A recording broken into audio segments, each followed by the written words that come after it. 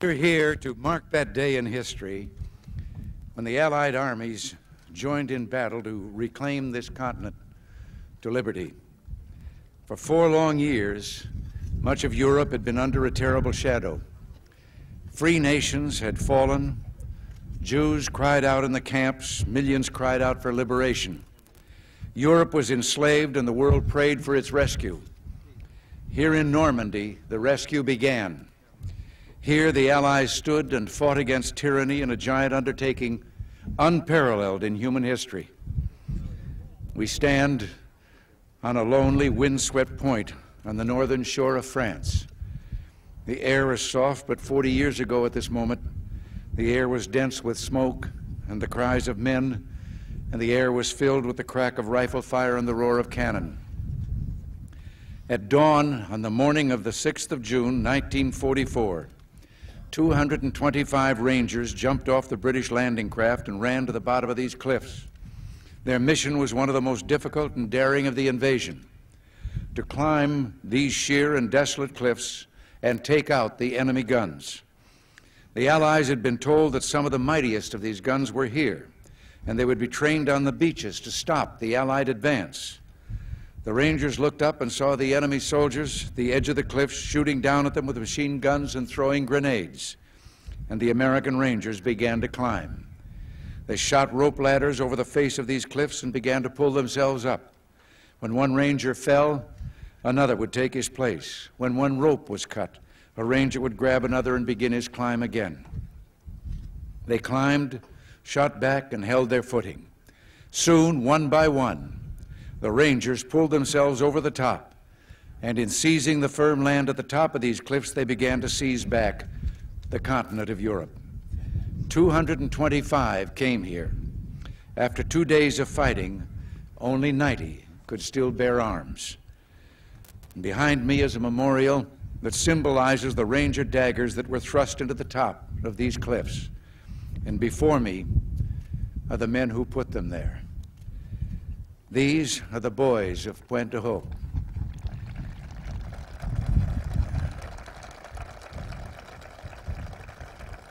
These are the men who took the cliffs. These are the champions who helped free a continent.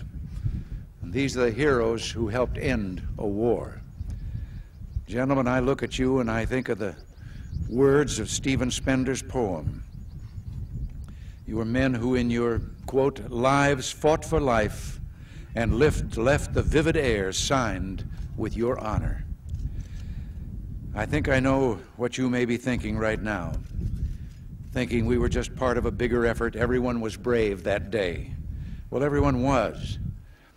You remember the story of Bill Millen of the 51st Highlanders? 40 years ago today, British troops were pinned down near a bridge waiting desperately for help. Suddenly they heard the sound of bagpipes, and some thought they were dreaming. Well, they weren't. They looked up and saw Bill Millen with his bagpipes leading the reinforcements and ignoring the smack of the bullets into the ground around him. Lord Lovat was with him, Lord Lovat of Scotland, who calmly announced when he got to the bridge, "Sorry, I'm a few minutes late," as if he'd been delayed by a traffic jam, when in truth he'd just come from the bloody fighting on Sword Beach, which he and his men had just taken. There was the impossible valor of the Poles, who threw themselves between the enemy and the rest of Europe as the invasion took hold, and the unsurpassed courage of the Canadians, who had already seen the horrors of war on this coast. They knew what awaited them there, but they would not be deterred. And once they hit Juno Beach, they never looked back. All of these men were part of a roll call of honor with names that spoke of a pride as bright as the colors they bore.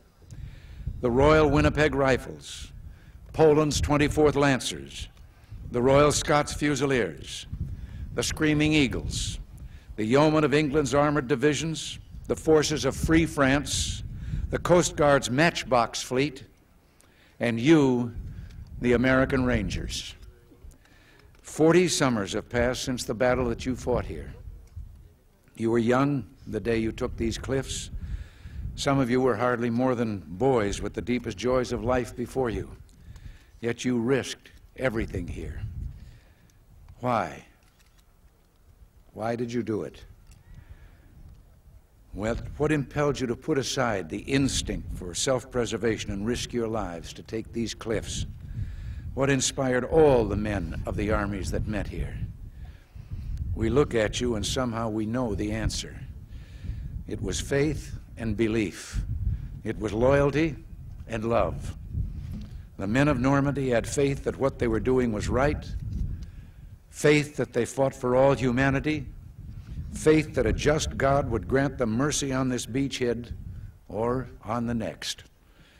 It was the deep knowledge, and pray God we have not lost it, that there is a profound moral difference between the use of force for liberation and the use of force for conquest.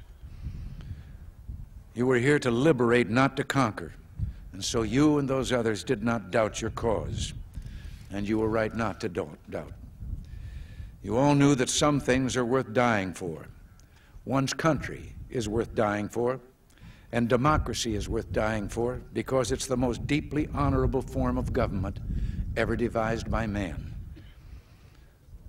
All of you loved liberty.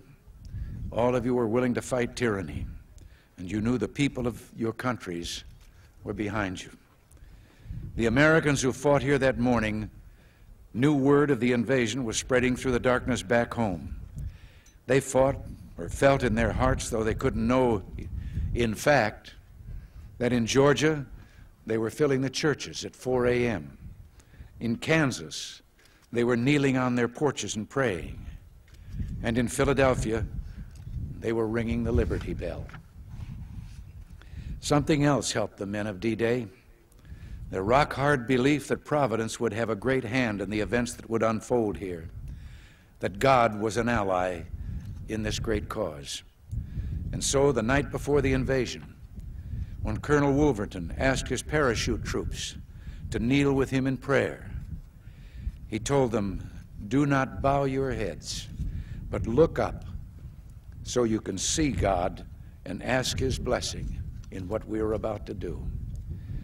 Also that night, General Matthew Ridgway on his cot, listening in the darkness for the promise God made to Joshua, "I will not fail thee nor forsake thee."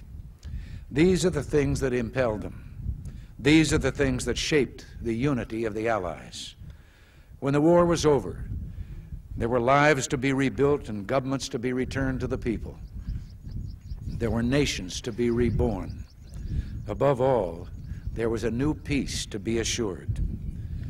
These were huge and daunting tasks, but the Allies summoned strength from the faith, belief, loyalty, and love of those who fell here. They rebuilt a new Europe together. There was first a great reconciliation among those who had been enemies, all of whom had suffered so greatly. The United States did its part, creating the Marshall Plan to help rebuild our allies and our former enemies. The Marshall Plan led to the Atlantic Alliance, a great alliance that serves to this day as our shield for freedom, for prosperity, and for peace. In spite of our great efforts and successes, not all that followed the end of the war was happy or planned. Some liberated countries were lost. The great sadness of this loss echoes down to our own time in the streets of Warsaw, Prague, and East Berlin. The Soviet troops that came to the center of this continent did not leave when peace came. They're still there, uninvited, unwanted, unyielding, almost 40 years after the war. Because of this, Allied forces still stand on this continent. Today, as 40 years ago, our armies are here for only one purpose: to protect and defend democracy. The only territories we hold are memorials like this one and graveyards where our heroes rest. We in America have learned bitter lessons from 2 world wars. It is better to be here ready to protect the peace than to take blind shelter across the sea, rushing to respond only after freedom is lost. We've learned that isolationism never was and never will be an acceptable response to tyrannical governments with an expansionist intent. But we try always to be prepared for peace, prepared to deter aggression, prepared to negotiate the reduction of arms, and yes, prepared to reach out again in the spirit of reconciliation. In truth, there is no reconciliation we would welcome more than a reconciliation with the Soviet Union, so together we can lessen the risks of war now and forever. It's fitting to remember here the great losses also suffered by the Russian people during World War II.